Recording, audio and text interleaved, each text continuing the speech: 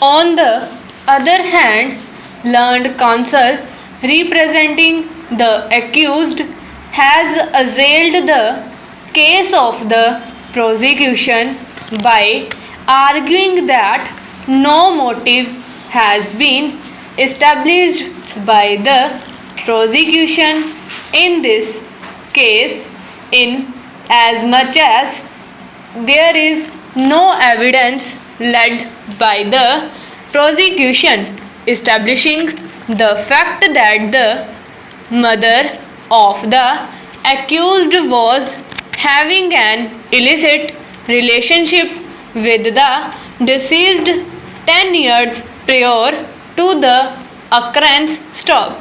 He argued that the oral testimony of PW1 in this regard is not substantiated by any corroborative testimony, and his testimony lacks any details on the basis of which the said fact can be established. Stop.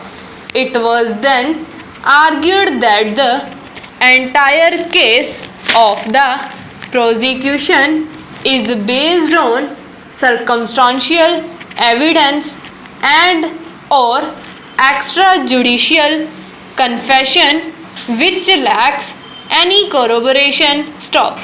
There is no eyewitness to the occurrence, and even the motive has not been established by the prosecution, and therefore there are big loopholes in the theory put up by the prosecution based on circumstantial evidence which expose the case of the prosecution, the benefit of which should be extended to the accused. Stop.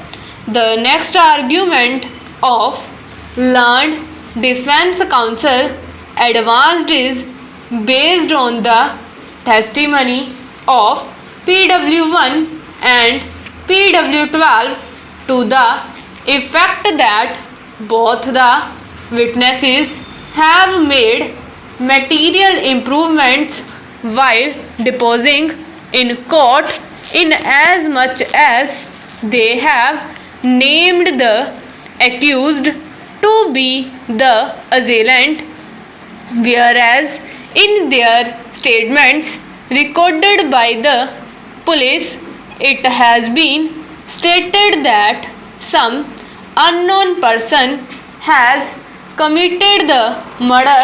Stop. Learned counsel argued that the material improvement has an effect of exposing the deposition of these two witnesses, which is enough to show that these witnesses are lying in court. Stop. In the same breath, it is argued that both these witnesses, including PW3, are interested witnesses in as much as the deceased is said to be the brother of PW1 and the cousin and related to PW3 and PW12. Stop.